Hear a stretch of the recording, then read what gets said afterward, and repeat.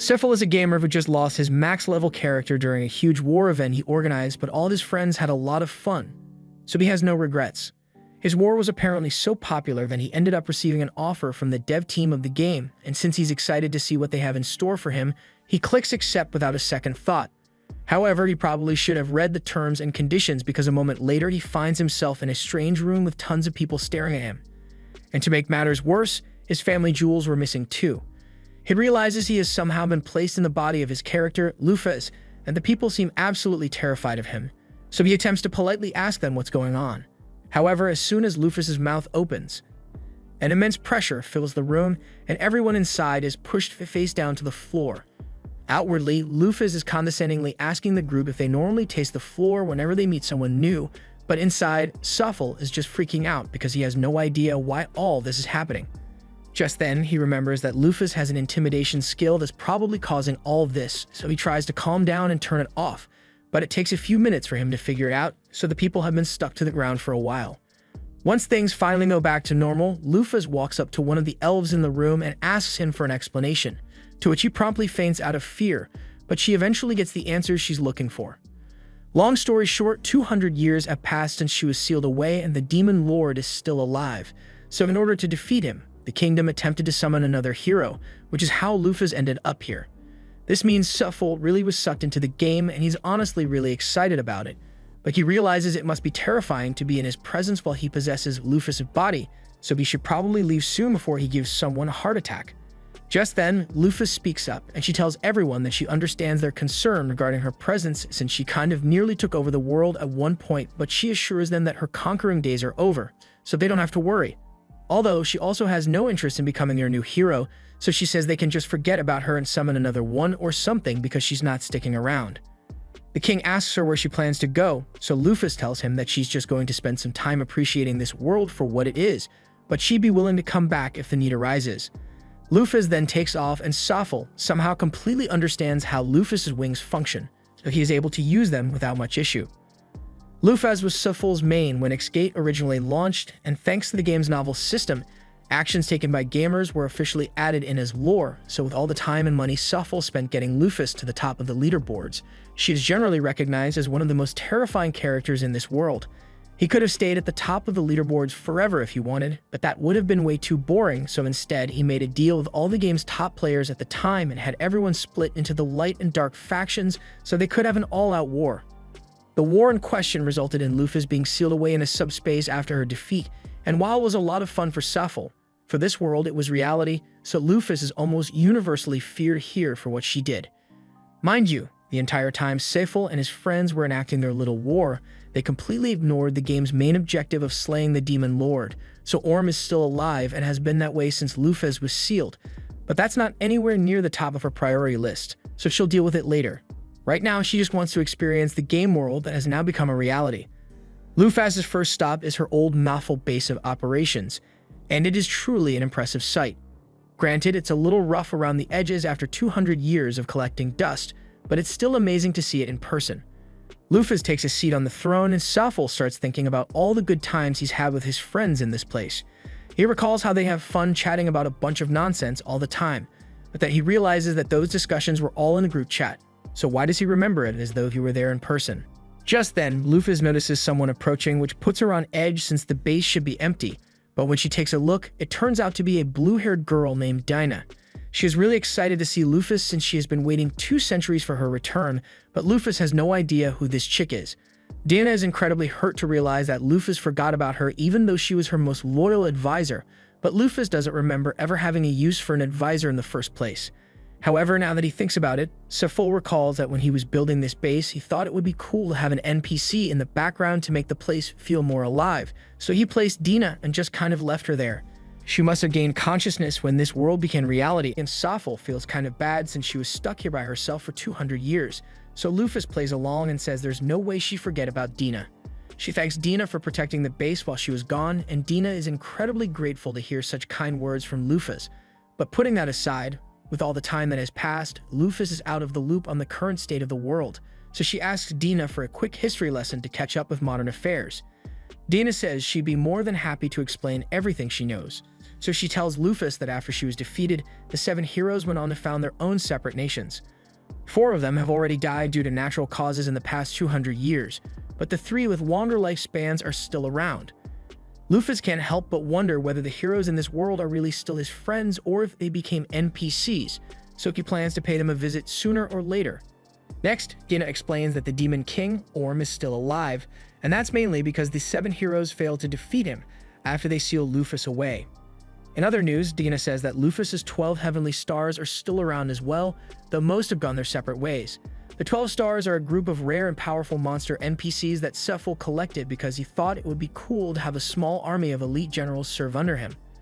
Lufas asks Dina if there are any updates on the 12 stars, and she says she knows the location of 6 of them, but 2 of those 6 seem to have joined the demon army in an attempt to get back at the heroes who sealed Lufas away. Lufas is a little disappointed to hear that some of her minions joined the demon army over her defeat since the beef was never that deep, so she's going to have to chew them out once she finds those 2. With that aside, she's glad that she at least has something to do now. Her initial plan was to just go around exploring the world for fun and find out whether the 3 remaining heroes are players like her or not. But first she needs to go round up the 12 heavenly stars because she'd be responsible if any of them went around causing trouble for no reason. She asks Dina to give her the location of the first heavenly star, so she pulls up a map and points to a place called Svel. This is where one of the heroes has been living for the past few years, and the heavenly star, Eris, has been trying to invade it for months now. Now that she knows where to find Eris, she immediately starts heading out to find him, but Dina yells for her to come back because she can't just leave without making preparations. First of all, Lufas has no money on her, and Dina would have been willing to give her some. Inflation's a pain, and she's been waiting so long that all the money she had is practically worthless now. Lufas says she can just earn some more money along the way, but Dina tells her no one is going to want to do business with the legendary conqueror. Lufas argues that there's no way anyone would recognize her face after 200 years, but she is reminded that races like elves exist, and a bunch of them are bound to know who she is, especially since the kingdom has probably issued a public warning of her arrival. However, if Lufas wants to earn money, then Dina knows of a job she can do that doesn't require a background check: adventuring. To get started, Dina leaves Lufas to the trade city of Ydalir, but she would draw too much attention with her dark wings exposed, so Lufas sticks them in her oversized cloak as a disguise. She hates how uncomfortable it is to walk around like this, but they don't really have much of a choice in this situation, so she'll just have to deal with it for now. Once they arrive at the Adventurers Guild, Lufas mentions that it feels nostalgic to be back in the den of misfits and degenerates since, according to her lore, she was an adventurer before she founded her dark nation. However, she soon realizes how weird it is that she feels a sense of nostalgia from this when it is technically her first time setting foot in the guild. Dina notices that Lufas seems lost in thought, so she asks her if something is wrong, but she just brushes it off and says they should go take a look at the job board. While they are searching the job board, Dina spots a job that pays 3,000 coins, and all they need to do is find a bunch of lost cats. Lufas agrees that it seems like a really good deal, but it'd take ages for them to actually find the cats, and she'd rather not spend a week on a side quest, so they keep looking.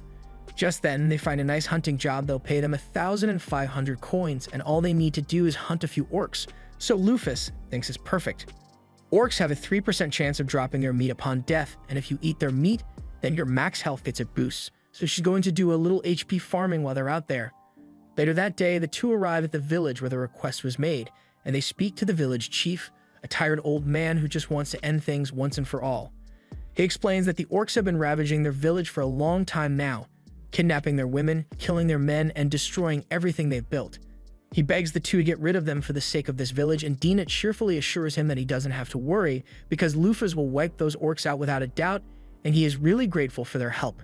With that said, they head out into the forest to track down the orc den, and before long they manage to find it with 2 orcs posted out front as lookouts, so Lufas starts getting ready to attack. Come to think of it, she hasn't actually checked her stat screen since she got here, so she pulls it up, and fortunately, she still has all her max level abilities, so killing the orcs shouldn't be difficult. But she's not sure if she's mentally prepared for it since killing these things on screen is completely different from killing them in real life. She activates one of her abilities and creates a dozen swords at her side before launching them straight at the orcs, and the resulting mess is absolutely disgusting, but for some reason, Lufas feels oddly calm about it. Moments later, the orc nest is alerted to the presence of an intruder, so they all rush out and surround Lufas within a few moments. They also have a really big orc as their leader, so any normal adventurer would be in trouble, but when they begin their attack to Lufas, they are all so slow that they look like they are barely moving.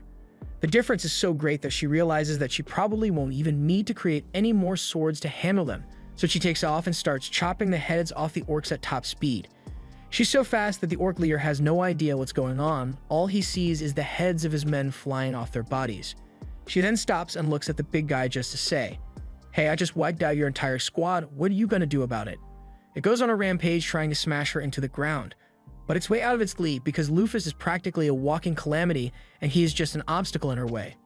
No joke, all she did to the Orc King was slowly fist bump his head, and a second later, a gaping hole was punched through its head. So she's just way too strong. After Lufas is done with her massacre, Dina begins harvesting some of the orc corpses, and she is delighted to find out that this one still has its tenderloin intact. According to Dina, the vitality of an orc is stored in their tenderloin, and if it is undamaged, eating it transfers that vitality to the user. She offers to prepare some for Lufas once they get back, so she creates a bunch of portals and stores the corpses away. Lufas had no idea that Dina had an ability like this, but having teleportation will definitely come in handy eventually. But for now, it's time for them to rescue all the people who were kidnapped by the orcs. To Dina's surprise, after getting all the women out, she finds out that they all seem to be in perfect health. Lufas doesn't think it's all that strange since in the game's lore, orcs are actually really nice to ladies. They're just really ugly and have incredibly low charisma stats, so they don't even bother trying to riz anyone up and skip straight to kidnapping. Dina is shocked to hear this since she can't imagine such hideous monsters being gentlemen, but regardless of how they treated their captives, it doesn't change the fact that they still kidnapped the women in the first place. So Lufas creates a giant rock fist and smashes the cave to make sure there are no survivors. Dina asks Lufas if she would like her to erase the memories of the girls, since she would want them to have to recall the ugly faces of the orcs that kidnapped them. But Lufas' genuine reaction is, "Why did you just casually suggest memory wiping like it's a normal thing to do?" She asks Dina if it's really possible for her to wipe someone's memories, and she responds saying it's really easy. In fact, if she wanted, she could manipulate and overwrite a person's personality, but aside from how creepy it is that Dina is just able to do that on a whim, Lufas doesn't think it's necessary to alter anyone's memories over an incident like this. They just need to get the girls back to their village safely, so Lufas summons a golem and has it carry everyone on the journey back. Things turned out really well for this mission, but Lufas can't help but wonder why no one else accepted it before they came along. Dina explains that it's because there was no incentive to take the risk, but that makes no sense to her since the orc tenderloin vitality alone would have been more than enough reason to take on the challenge. However, Dina informs Lufas that most people wouldn't take on the risk because, to put it simply, the warriors of this era suck. For instance, Dina says the nation that summoned Lufas is called the Sword Kingdom, and she wants her to guess what level the kingdom's strongest swordsman is. Since it'd be their strongest fighter, Lufas assumes the dude must be just as strong as she is, but to her utter shock, she is told that the kingdom's best swordsman is only level 120. This makes no sense since she knows for a fact that there were tons of people who reached level 1000 alongside her in the game, but Dina reminds her that those were all people from the previous era, and quite frankly, they were the sweatiest of sweats. Realistically, to attain level 1000, one would need to fight constantly, every second of every day, and devote their entire life to getting stronger. And the people of this generation simply can't do that. At least not without dying in the process. Lufas now understands why it'd be difficult for the people of this world to hit the level cap, since to her this was just a game, so it was natural to grind as many levels as possible. But to the people of this world, this is their one and only life, so they wouldn't want to waste it. Lufas and Dina eventually make it back to the village, and the villagers are all so happy to be reunited with one another. The women are all incredibly grateful to Lufas for bringing them home, and Lufas is glad to see them all so happy. But if they knew her true identity, they might not be so cheerful right now. The village chief presents Lufas and Dina with the agreed upon reward, and after checking, Dina confirms that it's all in there, so they are ready to leave. However, before they go, the chief asks Lufas if it is really okay for the village to keep her golem. Lufas says she doesn't really mind leaving it behind, so they should just use it as a guardian to protect the village in case more orcs show up someday. The chief is so touched by Lufas' kindness that he assumes that she must be a messenger of God, but that's nowhere near the truth. Lufas decides it's time to leave, but before she does, the villagers ask her to at least tell them her name so they know what to call their savior. Without thinking, Lufas attempts to reveal her identity, but Dina steps in and gives the villagers a fake identity instead. Lufas is pissed that Dina cut her off like that, but they've been over this already. If anyone were to find out Lufas' true identity, then it'd cause mass panic, and they can't have that. Since they've acquired enough money to cover their travel expenses now, there's nothing stopping them from heading straight for Svel. But Lufas can't be too happy about it since the only reason they are going there is to stop one of her 12 stars, Ares, from continuing to attack it. She also needs to confirm whether the surviving heroes are truly her former companions or not, so her first stop will be to meet with Megrez. As they approach the city, Lufas begins to notice several pretty lights floating all around them, so she asks Dina what they are, and it is explained that those lights are little specks of mana floating around because the land here is so rich. She says it's proof that they are getting close to the nation of Sval, and in fact, Dina can already see it from here. She seems really excited to be here, but Lufas doesn't see what's so great about it since it just looks like a regular water town to her. They head down to the front gate, and there a guard yells out that anyone seeking entry into Sval needs to have their passport ready. Lufas had no idea they would need a passport to get into the city, so she starts worrying that they might not be able to get in. However, Dina isn't concerned at all because she has the perfect skill for this: document forgery. She simply walks up to the guard and presents 2 passports that she created for herself and Lufas, and after checking them, the guard is convinced that they must be real, so he allows the 2 to enter the city.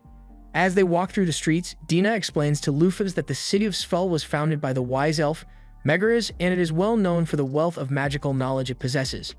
This area is also particularly rich in ambient mana, so several mages and scholars come here in hopes of furthering their knowledge of magecraft. Dina asks what their objective in the city is for today, so Lufas tells her that first, she plans to pay Megrez a visit since there are a lot of things she'd like to talk to him about. Dina freaks out upon hearing this because she thinks Lufas intends to storm Megrez's castle, but she assures her that this is just going to be a peaceful visit. After all, Ares has been causing Megrez a lot of unwarranted trouble, so she still needs to apologize to him for that. But before that, Lufas says she'd like to head to a library since there's still a lot about this world's history that she doesn't know. They start asking around for directions to the nearest library until they end up meeting a man named Grants. You can tell that Lufas and Dina must be new in town because practically everyone knows that all the libraries are located in the eastern section, but he's got some free time on his hands, so he offers to lead the way. Dina thanks him and introduces herself as a traveling merchant with Lufas as her suspicious employee, but Lufas stomps on her foot mid-sentence to get her to shut up because who the hell introduces their companion as suspicious? Grants can definitely tell that Lufas looks suspicious, but he doesn't intend to hold it against her since he's sure she must have her reasons, and Lufas is grateful for his understanding. As Grants guides them through the city, Dina comments on how lively everyone here is, and Grants agrees that the people here certainly are cheerful. But since the city has been under attack from Ares for the past several years, most people don't end up settling down here. Lufas' expression soars a little since she realizes the situation here is kind of her fault, and Grants notices this, but he assumes she must just be uneasy about the threat of being attacked by Ares while here, so he assures her that there's no need to worry because the city's defense system is impenetrable. He explains that the entire lake around the city is actually a golem created by Megrez, and every time Ares is attacked so far, he has been repelled by the city's guardian golem. Lufas scans the lake and discovers that it is indeed a golem, and while level 500 doesn't seem all that impressive to her, the million points of HP it has is definitely an incredible stat, so if Megrez was able to create something like this, then he must be really skilled. Grants then directs Lufas and Dina to the city's monorail and tells them that this will get them to the eastern section in no time. Dina and Lufas will have to continue alone from here, so they thank him for all his help, and he wishes them luck with their library visit. As Grants is walking away, Lufas takes a quick look at his stat sheet, and he turns out to be level 82. That's technically really low, but by the standards of the fighters of this era, Grants is one of the strongest. Dina asks Lufas to come along so they can get on the monorail, and now that she thinks about it, she doesn't recall ever seeing monorails in the original game. Once they arrive at the library, Lufas heads straight for the history section so she can find out what happened in the 200 years she was sealed away, but as she is searching the shelves, she finds a few books that seem pretty unusual. For instance, these 3 talk about how the 7 heroes were idiots for sealing Lufas away, and she thinks it's strange that the library is allowed to have books like this when the city is run by Megrez, one of the 7 heroes. Dina reminds Lufas that Megrez didn't establish a dictatorship or anything, so the people are free to say whatever they want about him. And it's not so much that they dislike the 7 heroes, but rather the people don't actually think Lufas was evil in the first place. While people were certainly terrified of her at the time, over the past 200 years that fear has been forgotten, and some people started to realize that Lufas' rule wasn't actually that bad. According to one of the history books, Lufas was a mysterious Blackwing that showed up out of nowhere and united the world under her rule in the blink of an eye 200 years ago. Though she was strict, she was not a tyrant. So many were actually better off under her rule, but humanity ended up rejecting her reign and sealed her away to take back their autonomy.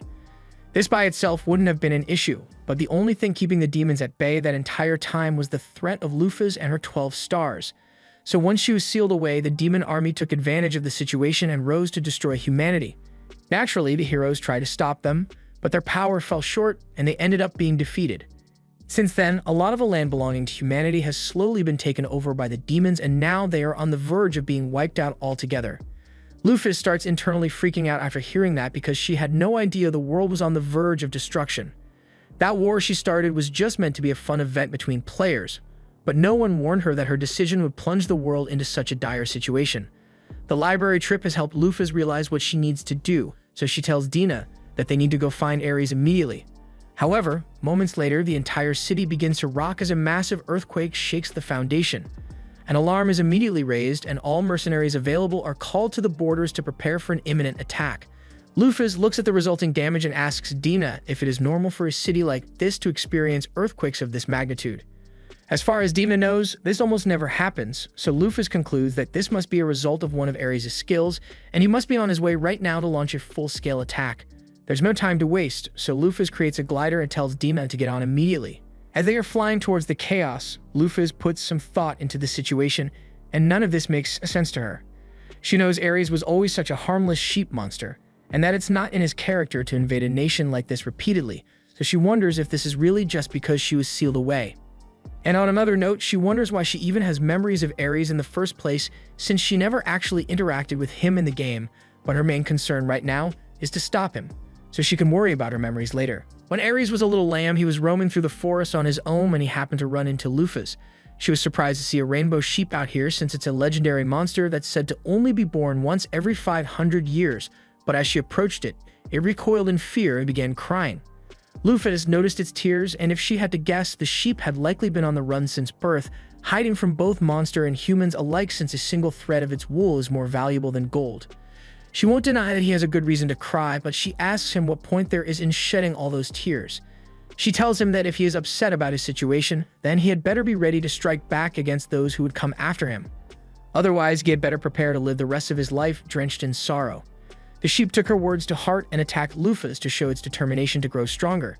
And she liked its fighting spirit, so she put the sheep down and asked it to come with her. She told him that she wasn't at full strength yet, but she would one day conquer the entire world, and she wanted him to become her first companion. She asked it if it had a name yet, and the sheep shook its head, telling her no, so Lufas looked to the stars before coming up with the name Ares. At least that's how the story went.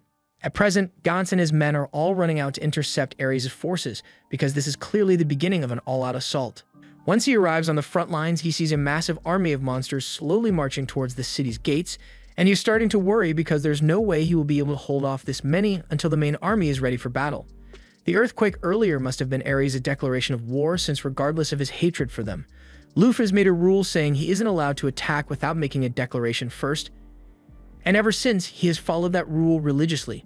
Before long, the city's advance force arrives, so the order is given for all the mages and archers to fire before the monsters get too close. After wheeling down the monster, the soldiers begin their charge because they need to keep the monsters at bay until the main force arrives. Gantz is out in front and begins mowing down monsters left and right, but while he may be doing alright, his subordinates aren't as strong as he is, so a lot of them are being slaughtered. At this rate, Gantz doesn't think they'll be able to hold out much longer. However, just as the troops were about to be overrun, countless ice spikes came raining down from the sky, and as the soldiers looked back towards the city, they saw Megrez and Livia, the water golem. They are all relieved that their guardian deity has arrived, and Megrez tells them they can all stand back now because Livia will handle the rest. He then gives Livia the order to attack, and within moments, dozens of monster forces are annihilated in one go. Meanwhile, Lufas has been watching the battle unfold from a distance, and she had planned to step in if the situation became dire, but with Livia and Megrez on the scene, it doesn't look like her help will be needed after all. Speaking of Megrez, Lufas decides to check his stats to see if they are still as good as they were when she and Megrez played together, but to her surprise, he's only level 500 now, and he is afflicted with a debuff called the Curse of the Vanquished. Lufas has never heard of a curse like that before, so she asks Dina if she has any idea what it is, and according to rumors she had heard, after the heroes failed to defeat the Demon Lord, they were all hit with a curse that sealed away half of their power, which is why Megrez is so much weaker than he used to be. And now that Dina thinks about it, if Megrez can't use his full power anymore, then that means he can't create any more golems like Livia, so if she goes down, then the city will truly be doomed. All of a sudden, the ground begins to shake as a giant monster approaches from the mountainside, and it is none other than Ares. After a brief standoff, Ares and Livia clash, and since Ares' element is fire, Megrez thinks Livia should have the upper hand in a direct confrontation. Livia uses a water spiral attack, forcing Ares to back off initially, but he comes charging back in with a massive fireball shortly after. At first, it looks like the fireball missed Livia altogether, but Ares was never aiming for her in the first place. His real target was Megrez all along, but fortunately, just before the fireball could hit him, Livia managed to step in and extinguish the blast.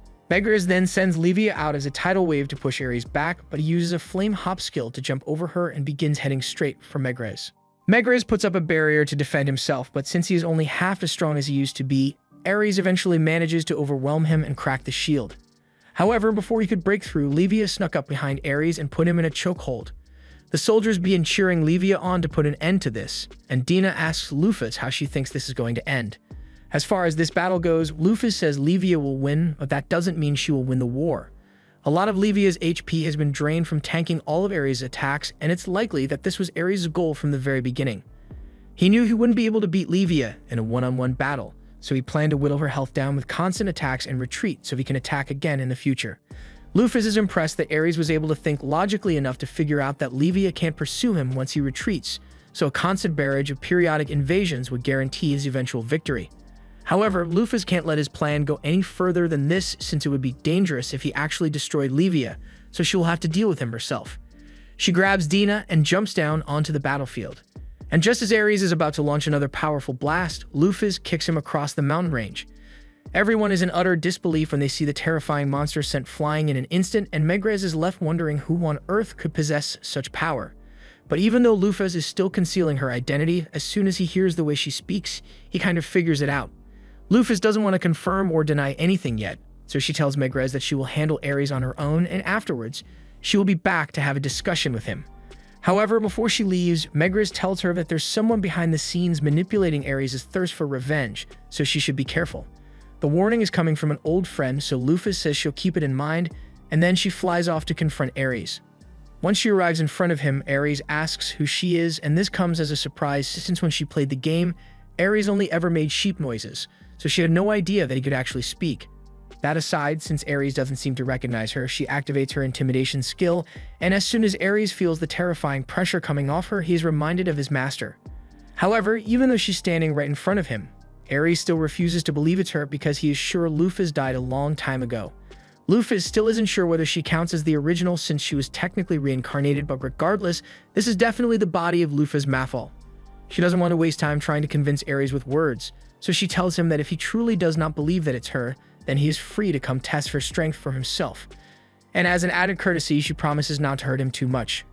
Ares hesitates for a moment because the woman in front of him really does look like Lufas, but he convinces himself that she must be a fake because there's no way his master could have returned. He prepares to attack with his full power, and Lufas is starting to get excited since this is the first time she has gotten to go up against a monster that should be strong enough to survive her attacks, so this will be her first real fight. Ares charges at Lufas with full intensity, however. After pushing her back for a few hundred meters, Lufas easily stops his momentum with one hand and tells him that he has indeed grown stronger than he was 200 years ago. Ares continuously attempts to push her back, but Lufas isn't budging one bit, and she even calls him adorable for trying so hard. As a reward for his effort, she says she will give him a hug, and in the next second, Ares is being lifted off the ground by his head. Lufas then throws him straight into the air, but she's still far from done, so she flies off after him. And once she gets above Ares' body, she says she is going to lightly pet him. Lufas then proceeds to punch Ares with the force of a 10-ton truck, sending him crashing down to the ground. But before he lands, she flies beneath him and decides to pet his chin as well, so Ares is sent back into the air. The people watch the spectacle unfold in stunned silence because they've never seen such an overwhelming display of power before. Lufas finally slams Ares into the ground, leaving him looking like Yamcha, but he still isn't done yet. Ares begins to burn with brilliant blue flames, and Lufas assumes this must be his strongest attack, so she tells him to come at her with everything he has.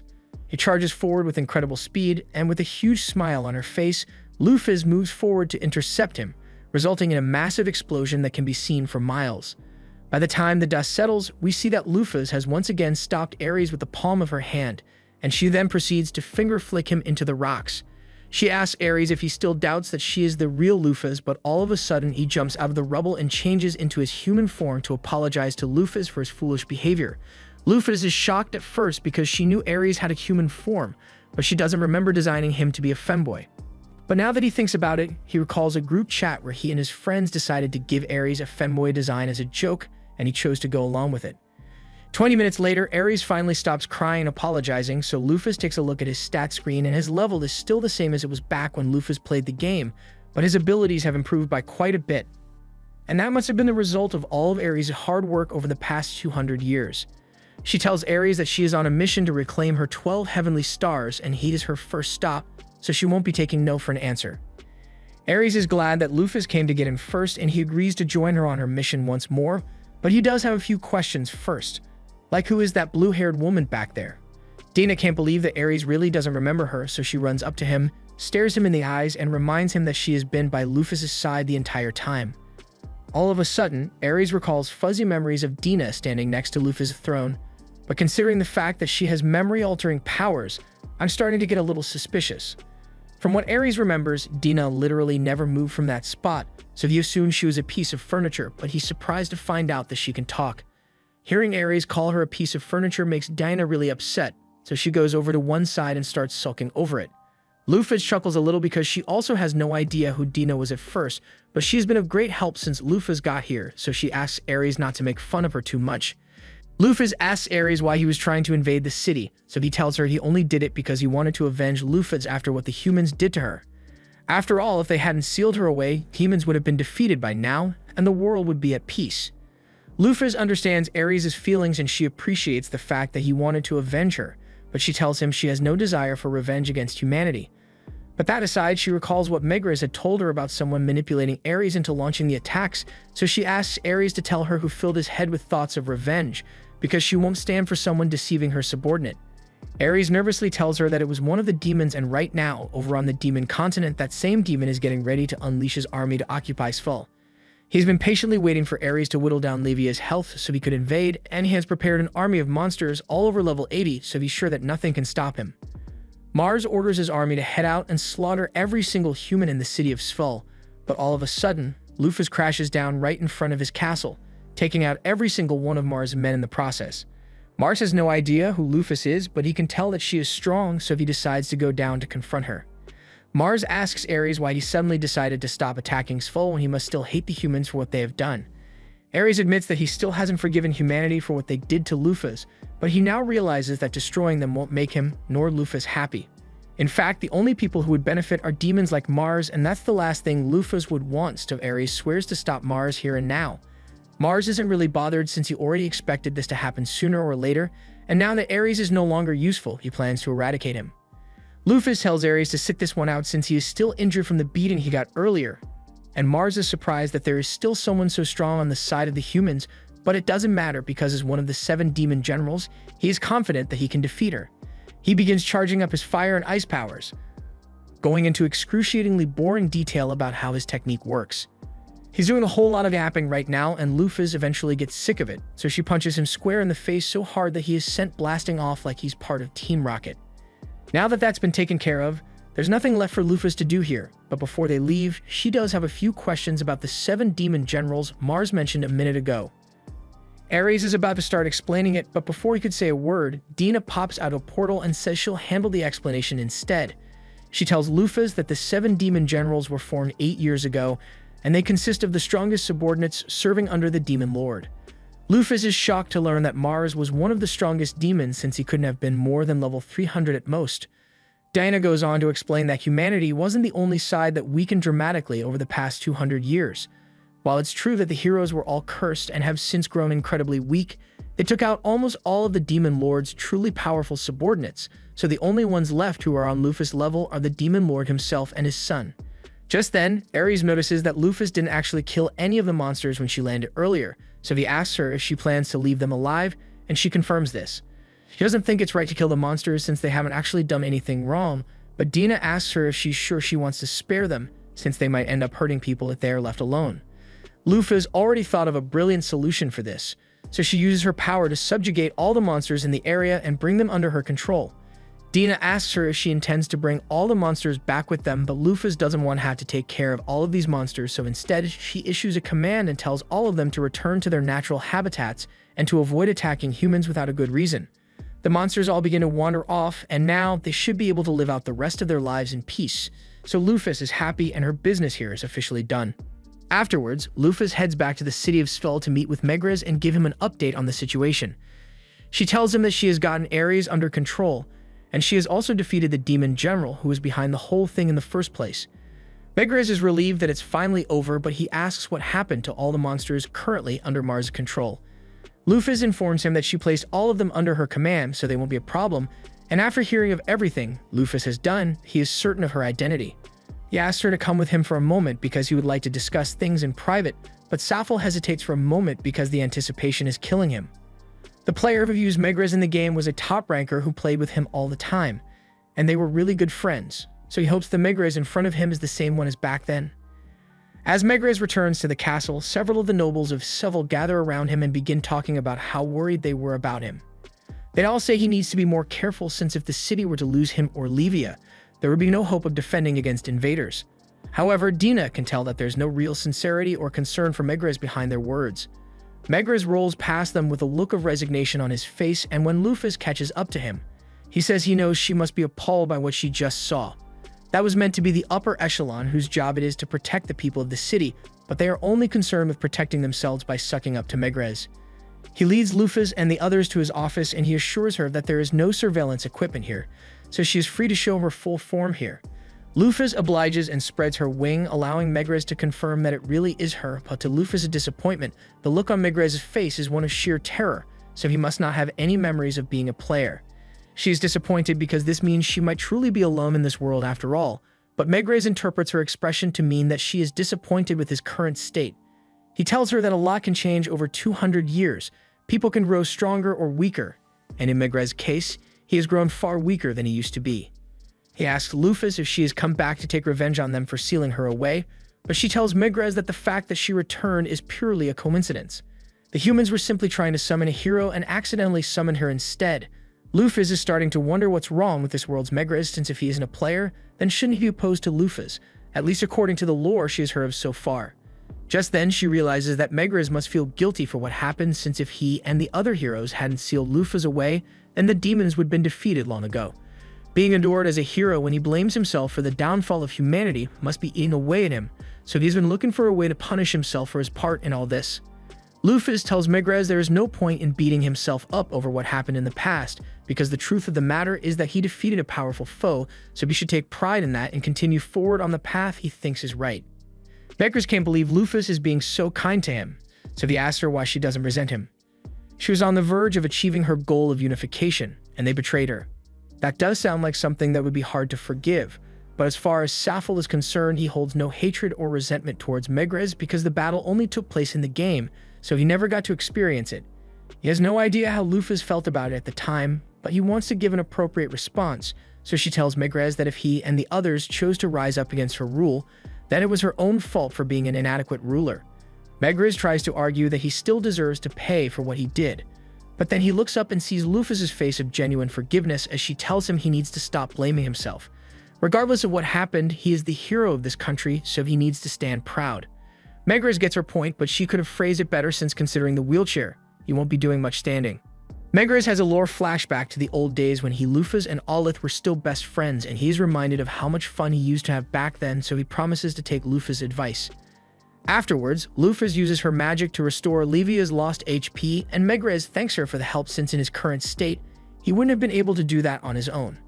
Livia then returns to the water, and Lufas apologizes for the trouble Ares caused, but Ares still has a grudge against Megrez, so he says he won't apologize. Megrez asks Lufas what she plans to do now, so she tells him she will continue traveling the continent until she has reclaimed all her 12 stars. And Dina tells Lufas that the next one up on the list is Libra, the guard of the Black-Winged Grave. Lufas asks what the Grave of the Black-Winged is, so Dina explains that after she was sealed, all the people who looked up to her worked together to build the world's largest structure as a memorial to Lufas. And at the very top, all of Lufas' old treasures and loot have been stored, with Libra acting as a guard to protect it from grave robbers. Lufas asks why people would be dumb enough to risk fighting Libra just to rob a grave, So Megrez informs her that people's levels aren't the only thing that has declined. Weapons have also gotten much worse. Many of the legendary weapons that used to exist were lost in the battle against the Demon Lord, so the only ones left are those that sit in Lufas' grave.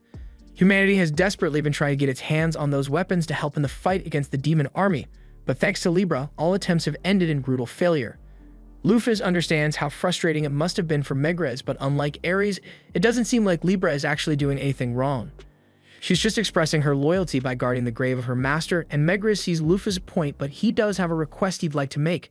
After Lufas has retrieved Libra and reclaimed her treasures, he asks her to please leave behind anything she doesn't intend to use, since it would be a huge help to him. Lufas says she's fine with that, so she and the others prepare to leave, but before they go, Megrez says he has something to give her. He may be weakened, but he still has a fair bit of powerful magic, so he uses a spell to hide Lufas' wings so she doesn't have to keep covering them with her cloak all the time to keep her identity secret. He also gets her a new outfit, and Lufas is really grateful since this is much easier to move around in. On their way out, Lufas goes to find Gauntz outside the city, and he is a bit confused at first because he doesn't understand why such a pretty lady would be talking to him. But then Lufas takes off her glasses to show him that she's the person he helped earlier today. Gauntz is stunned because he had no idea she was this beautiful this entire time. She tells him she came to say goodbye and to thank him for all his help, so Gauntz wishes her safe travels on her journey, but before she leaves, he has one final question. He's about to ask her if she is the same Lufas from the legends, but he suddenly stops himself and tells her to forget he said anything because there's no way that could be the case. Meanwhile, elsewhere, Mars has just crash-landed in a forest, and while he was flying through the air, he came to the realization that the only person capable of hitting him so hard would be Lufas Maphaahl, but if she's really back, then all his plans will go to waste. Just then, a woman walks up to Mars and she tells him that his role is over, so it's time for him to disappear like the pathetic puppet he is. With a snap of her fingers, Mars is erased from existence. And the one responsible is this woman, who looks an awful lot like Lufas. The next stop for Lufas is to pick up Libra, but the grave is over 500 kilometers away, so Dina asks Lufas to create a golem to give them a ride there. That would be possible, but Lufas says it would be quicker for Dina to just teleport them there since she has teleportation magic at her disposal. Dina sighs and tells Lufas that teleportation magic is primarily for personal use, and while it is possible for her to transport other people, she needs to have their consent, and if there's even a hint of unconscious refusal, the teleportation magic can have all sorts of unintended effects, so she'd rather avoid risking it. Plus, she was looking forward to having a pleasant road trip, so she asks Lufas to include a bath and a place to sleep when she's making the golem so they won't have to come outdoors at night. Lufas has never heard of a golem like that before, but Ares seems really excited about it, so she agrees to try making one. She waves her hand and begins the golem forming process, eventually creating an RV, and then she uses a few logs from the forest to create some furniture. Dina is happy that they will have comfortable beds for the trip, but she asks Lufas if she could make some soft bedding for them as well. Lufas looks around for some materials to use for the covers, but then she remembers that Ares is a sheep, and I'm sure you know what happened next. Anyway, the RV is finally complete, but Dina reminds Lufas that she hasn't given it a name yet, so Lufas thinks for a moment and decides to call it Tanaka. It even comes with its own promotional ad for some reason. After traveling for some time, it gets dark, so Dina suggests they should stop and set up camp for the night, to which Lufas agrees. However, as soon as they step outside, Dina smells something nearby, so she goes to investigate and discovers a natural warm spring behind some bushes. She gets really excited because she has been dying to take a bath, but Lufas doesn't see what all the fuss is about since the RV already comes with a bath built in, but Dina says experiencing a natural warm spring is way better. She grabs Ares' hand and starts leading him to the spring so they can get in right away, but then he reminds her that despite appearances, he is still a guy, so he will wait over there until it's his turn.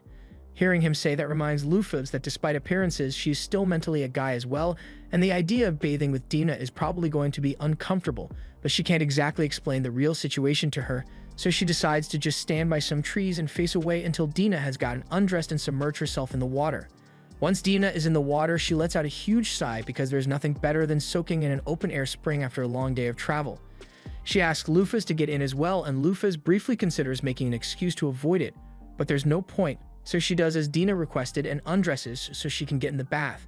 However, before she could step in, Dina reminds Lufas that it is poor etiquette to get in the water without tying up your hair since it would leave loose hair strands all over the place, and then no one else would want to use it.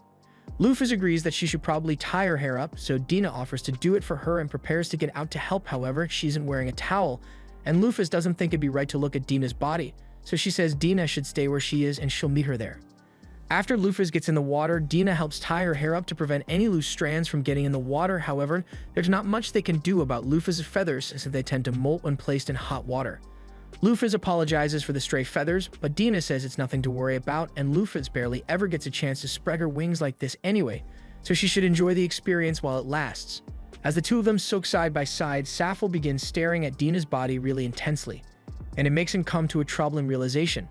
In his past life, Maphaahl wasn't a complete degenerate, but he was still a certified gooner. However, now, even though he's staring right at Dina's body, he feels absolutely nothing. Dina notices that Lufas seems a little zoned out, but before she can ask why, she spots a group of adaptive frogs on a rock over there, so she gets Lufas' attention and tells her to take a look. Lufas doesn't understand what's so special about a bunch of frogs, so Dina explains that these ones have a special property. The green ones are male, and the pink ones are female. And when there are more males than females, the male frogs all fight to see who earns the right to give froggy back shots. Then, after a winner has been decided, the two remaining male frogs then play rock, paper, scissors, and whoever loses turns into a female frog and has to accept back shots from the other. Maphaahl briefly wonders whether turning into Lufas has changed his preferences as well, but there's no way he's ever letting himself take back shots, so he immediately dismisses the thought. Dina notices that Lufas seems a bit stressed, so she asks her what's wrong, but Lufas says it's nothing and suggests they should get out of the spring now. A few minutes later, they both return to the RV and tell Aries that he's free to use the warm spring now, so he comes out in his towel and ties his head up before heading out for a soak. The next day, the group arrives at Lufas' grave and she is shocked by how massive it is, but also by the fact that there's a whole city around it for some reason. Dina explains that since so many adventurers kept trying to loot the grave to get some of Lufas' valuables, merchants began gathering here in hopes of making a profit by selling them equipment. And from there, more and more people kept showing up until a whole village was formed, and now Lufas' grave is pretty much a tourist site. Lufas finds it interesting that all this happened in just 200 years, and she isn't really bothered by the fact that people turned this into a tourist attraction, but Aries, on the other hand, is absolutely furious because he can't believe people would dare to disrespect Lufas in such a manner. He says he is prepared to lay waste to this place immediately, but Lufas tells him to simmer down because she doesn't want anyone to die for no reason. For now, she suggests they should head into the grave immediately, but as they are approaching the entrance, they end up running into a group of adventurers who look like they are pretty worried. Apparently, a reconnaissance squad was sent into the grave 2 months ago to map out a new area, but they haven't returned for their scheduled check-in, so they are starting to worry that something might have happened to them. Hearing this makes Lufas even more eager to get in and find Libra as soon as possible, because she doesn't want anyone else to risk their lives in this place. The adventurers notice Lufas heading inside and warn her that she really shouldn't head inside right now. Whatever is going on in there, the fact that their reconnaissance team made up of 50 of the strongest adventurers in the nation went missing means a party of 3 would stand no chance in there. Lufas thanks them for their concern, but she assures them that she is more than capable of handling whatever is inside. Lufas and the others then walk into the dungeon, but as they make their way through the tunnels, Aries suddenly stops because he senses something approaching.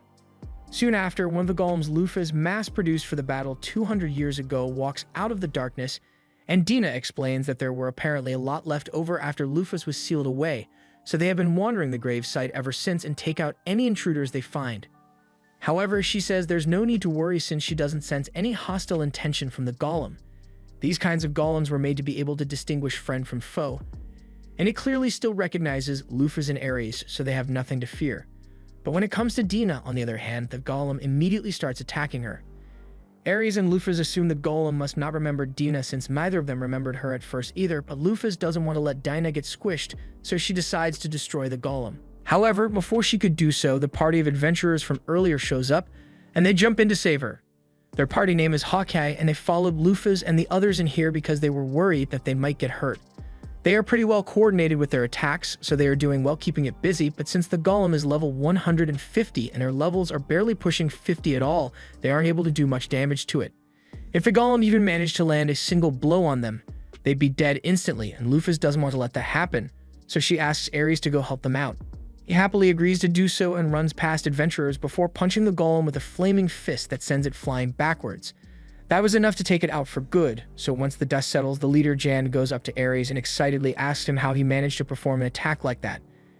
Aries gets a little flustered because Jan way too close, so Lufas gets in between them and tells Jan to tone it down a bit. Jan apologizes for getting too close and for he and his party needing to be saved even though they came here trying to save Lufas. Jan introduces himself as a warrior, Nick introduces himself as a light warrior, and Richard introduces himself as a heavy warrior. Lufas can't believe how terrible the balance is on their team because everyone on the team is a warrior aside from Shu, who happens to be an archer. Anyway, since they are doing introductions, she introduces herself as a high-level ranger class adventurer, but when it's Dina and Ares' turn, they have no idea what to say, so they also declare that they are rangers, and Jan shows a look of concern because to him, Lufas' party looks way more unbalanced than his does. Jan offers to accompany Lufas' party to provide support, and Lufas is about to turn him down, but before she could say anything, Dina chimes in and says she'd love to have the extra help. Jan and the others are glad to hear it, so they start walking down the hallway, and with a cherry face, Dina explains to Lufas that they use the adventurers to make things easier for themselves, at least until one of them falls into a trap and dies or something, and hearing Dina say it with a smile on her face makes Lufas realize that she's a bit of a psychopath. However, there's no real harm in letting the party stick around since they seem like nice people, so Lufas decides to just support them as much as possible without drawing too much suspicion, at least until they get to the top and find Libra. Meanwhile, at the top of the pyramid, the Reconnaissance party that went missing months ago has finally made it up the long staircase, and they swear to themselves that no matter what, they will obtain the treasury of weapons for the sake of humanity and their fallen comrades. However, as they arrive at the top floor, they are confronted by Libra, and she immediately orders them to leave this room within 10 seconds, otherwise she will eliminate them. The adventurers try reasoning with Libra because they really need those weapons to fight the demons, but she couldn't care less about their reason, and once the countdown reaches 0, she activates the Brachium program, sealing the adventurers in a bubble with her so they can be killed. Meanwhile, as for Hawkeye, Lufas is starting to regret letting them come along because these guys are absolute fodder, and they aren't even smart enough to realize how weak they are. Every time they run into a golem, they get their asses handed to them, and then Lufas is forced to order the golem to stand down so the adventurers don't end up dead. But they genuinely believe they are the ones who beat the golems, and Lufas is worried she might be giving them false confidence. The group eventually comes up to the final Guardian Golem, and this one is a lot tougher than the others, coming in at a high level 600, so Lufas knows the adventurers would get folded the second they stepped into range of that thing, so she tells them all to stand back while she walks ahead to deal with it. The adventurers try telling her it's too dangerous to fight something like that on her own, but Dina tells them they don't need to worry because Lufas has a plan, so they all agree to stand down.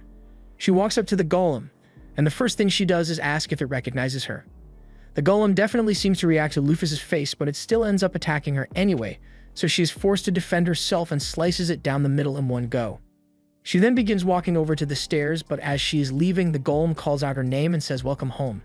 Lufas thanks it for working hard to protect this place for the past 200 years, but its assignment is now over, so it can finally rest, and the golem seems glad to be relieved of its duty, so it powers down for good. After that, she starts heading up the stairs to confront Libra, but the adventurers tell her to stop because they think it's way too risky to face Libra on her own, so they want to go with her. However, Lufas is done babysitting them, so she makes it clear that they'd die almost instantly if Libra chose to attack them, so they wouldn't stand a chance of leaving here alive. The adventurers can't argue with that, but before Lufas leaves, they ask her who she really is. They are well aware that they aren't the brightest bunch, but it doesn't take a genius to figure out that the only reason they've made it this far is because Lufas kept stepping in to save them. And there's also the fact that she was able to destroy one of the golems with a single strike, so there's no way she's really just a ranger. Lufas pauses for a moment, wondering what to say, but then she tells them that she does not intend to answer their questions and heads up without another word. Dina and Ares tell Lufas they will wait down here for her to return since neither of them can handle Libra's Brachium either, so she will be handling this alone. As Lufas is climbing the stairs, she wonders to herself why she felt genuine sadness when she took out that golem earlier. Even if it was one of Lufas' creations, while it may make sense for the Lufas character to care about it, to Maphaahl it was nothing but a bunch of pixels on a screen, so he should have no emotional attachment to it. He realizes there must be something wrong with his mind to be making him feel this way, but there's no time to worry about that right now because first he needs to take care of Libra. Lufas eventually makes it up the top floor, and there she finds Libra waiting to intercept her as the latest intruder. Libra orders Lufas to leave within 10 seconds or face hostile actions, but instead she just takes off her glasses and spreads her wings to reveal her identity. After getting a good look at Lufas, Libra stops the countdown and begins trying to process what she is seeing because she can't believe Lufas is really back. She confirms that the person standing in front of her looks exactly like Lufas and is even a 99% genetic match for Lufas, but she still finds it hard to accept because it should be statistically impossible for Lufas to have survived the battle against the heroes. She begins to short-circuit from the logical inconsistency, and Lufas tries telling her not to think about it too much for the sake of her processors, but Libra is already pretty damaged, so Lufas says she will be approaching to administer repairs now. Upon hearing this, Libra's defense protocol kicks in, and since she hasn't acknowledged Lufas as her master yet, she tells Lufas that if she takes one more step, she will be forced to use force against her. However, Lufas doesn't stop moving as she asks Libra what she's going to do about it. Libra interprets Lufas' sudden movements as hostile action, so her defense system kicks in, activating her brachium and creating a vast airspace for her to fight in. Lufas is caught off guard at first by the sudden change of environment, but when Libra begins firing at her, she snaps out of it. Lufas performs evasive maneuvers to dodge all of Libra's gunfire and missiles, but man, Libra is not making it easy. Lufas eventually finds an opening to strike Libra and interrupt her attack animation, so she starts chasing after her instead. Libra tries to shake Lufas off by using more gunfire, but she counters it by using her wings to blow the bullets back at her, disabling her gun. Libra then attempts to use a wide array of other attacks, but nothing she does comes anywhere close to defeating Lufas, so she eventually disables the domain and activates a different one. Lufas recognizes this as Libra's ultimate attack, a domain expansion that ignores all defensive skills and has a sure hit effect that deals 99,000 damage.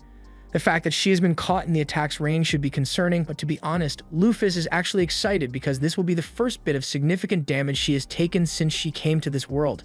As Libra unleashes the violent wave of energy, Lufas feels the pain hit her like a dump truck, but she has more than enough HP to tank the damage, so she continues pushing forward until she is eventually right in front of Libra. Libra then attempts to blast Lufas in the face with a laser, but she ducks out of the way, and before Libra could strike with her sword arm, Lufas grabs it to hold her in place while she casts all repair. This fixes all the damage Libra has suffered during her years of guarding this grave, and Lufas apologizes for taking so long to come back. With Libra's logic units back in working order, she is able to confirm that the person in front of her is indeed her master, so there is no longer a need for her to guard this grave, and she powers down for a much-needed nap. Lufas is glad that she managed to recover Libra without too much of a hassle, but now she wonders how she is going to explain this to the adventurers without revealing her true identity. She heads back down the stairs and pops her head around the corner to see how things are going, but to her surprise, she only sees Dina and Ares waiting for her. She's confused and asks what happened to the adventurers, so Dina explains that she just implanted some false memories in their heads with her mind manipulation to make them think they are the ones who defeated Libra. Lufas had forgotten that Dina mentioned that she had mind manipulation powers, and now that she has seen it in action, it looks absolutely terrifying. Dina explains that she made them think Libra was severely injured before they arrived, so they were able to overwhelm her and claim victory. This way, no one will ask too many questions, but Lufas thinks this is a little too convenient, so she asks Dina if she had this plan from the moment she agreed to let them join the mission. Dina doesn't deny it, and with a sly smile, she says that was the only reason she was willing to tolerate such hindrances. Lufas gets creeped out by how heartless Dina can be, but she's glad they aren't enemies because she'd be terrifying to deal with. Anyway, since things down here are under control, Dina suggests they should head up to the treasure room and gather all the things they will need. Once they arrive in the vault, they are all amazed by all the shiny treasures in the room, especially Lufas. She can hardly sit still, and she doesn't understand why, but Dina points out that Lufas always loved shiny stuff. That's why she hoarded so much treasure in the first place, and she tends to go a little crazy in situations like these, so Dina asks Ares to help her pick out the useful items while Lufas is distracted by all the gold. Lufas tries to argue that she is perfectly capable of controlling herself around gold, but she literally already has her hands full with a bunch of gold, so she can't be trusted to pick out the important stuff. A little while later, Dina and Ares are done gathering all the items they need, and the rest of the stuff here is either a bunch of old weapons or useless gold, so leaving it behind shouldn't be a problem. But before they leave, Dina asks Lufas if she could gather the golems in the area so they can be teleported back to base, and Lufas says she will be happy to help, but then she realizes that Dina meant all of the golems, so she is forced to spend the next few hours roaming this giant grave just to make sure she actually got them all. Afterwards, Dina teleports all the golems away, and since there's nothing left for them to do here, she suggests they should get going. Lufas asks if it's really alright for them to leave the adventurers here in their current state, but Dina assures her that it won't be a problem, and a few minutes after Lufas' group has left, the adventurers wake up, fully convinced that they were the ones who cleared the grave and defeated all the golems. Meanwhile, out in the forest, Lufas and the others have made it back to the RV, but before they get back on the road, Dina fixes up Libra's clothes and sets her down on a tree stump so Lufas can talk to her. Lufas walks over to Libra and gives the instruction to power on, so she wakes up, and the first thing she does is greet Ares and the unfamiliar lady beside him. She then apologizes to Lufas for all the trouble she has caused, but before Lufas could respond, Dina says she can't believe Libra doesn't recognize her. Lufas chuckles and tells Libra that Dina is her advisor, and Libra is shocked to hear this because her memory banks hold no data on Dina whatsoever. Dina gets up close to Libra's face and tries to get her to remember her, but Libra is still certain that she has never seen Dina before. However, after running a thorough memory check, Libra did find a few damaged memory files that may contain information about Dina, but she has no way to check those for the time being. Therefore, she decides to just take Lufas' word for it and acknowledges Dina's position as an advisor, at least temporarily. It's hard for Lufas to tell what Libra is thinking since she never really shows much expression, but she has no reason to question Libra's loyalty, so she tells her they are on a journey to reclaim all 12 heavenly stars, and she wants to know if Libra would like to serve her once more. Libra says nothing would make her happier, and she is ready to devote every moment of her life to Lufas' goal. Now that Libra has officially rejoined Lufas' team, she asks her if she knows anything about the locations of the other heavenly stars. Libra apologizes and says she has no useful information because she was stationed in the grave the entire time and was completely cut off from the rest of the world. In that case, Lufas turns to Dina and asks if she knows anything, and Dina happily explains that roughly 2,000 kilometers from here, there is a small village at the base of a mountain where Parthenos secretly lives. Lufas is surprised to learn that Parthenos chose to live in a village, so Dina explains that the village was actually created by Parthenos, and she erected a powerful barrier to protect the defenseless monsters and plants from the rest of the world. Lufas is relieved that Parthenos didn't go causing trouble for people, but then Dina mentions that the mountain where the village was built used to be Lufas' homeland, and Parthenos actually drove out all of the Heaven Wing that lived there, creating an uninhabitable zone to keep them out, and Lufas is disappointed again. This was the end of episode 6. Subscribe to not miss the next part.